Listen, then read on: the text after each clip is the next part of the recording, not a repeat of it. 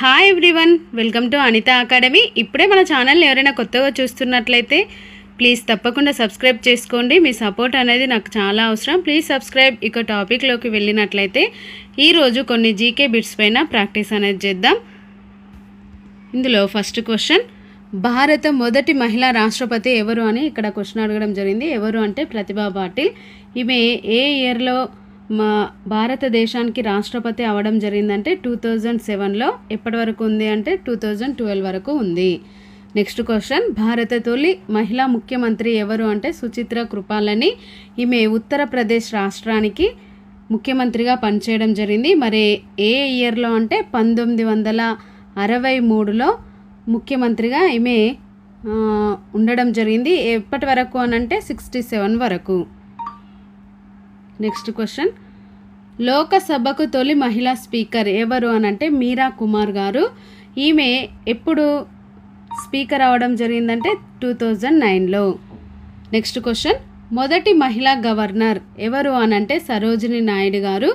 ఈమె యూపీకి గవర్నర్గా తొలి మహిళా గవర్నర్గా పనిచేయడం జరిగింది. ఏ ఇయర్లో అంటే 1947 నుంచి 49 వరకు ఈమె గవర్నర్గా ఉండడం జరిగింది.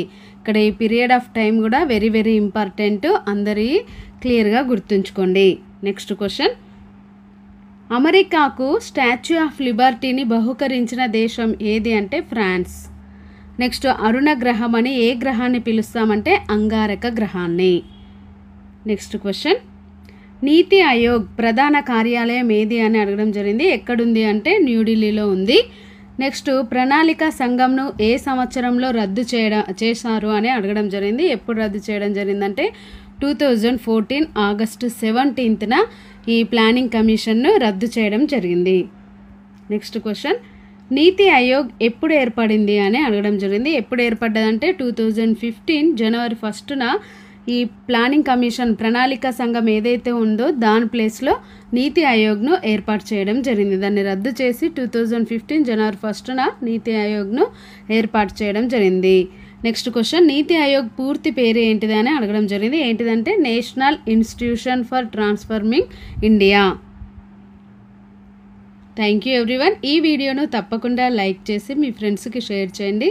అలాగే ఇలాంటి మరిన్ని వీడియోల కోసం మన ఛానల్ని ఇప్పుడే సబ్స్క్రైబ్ చేసుకోండి. Thank you.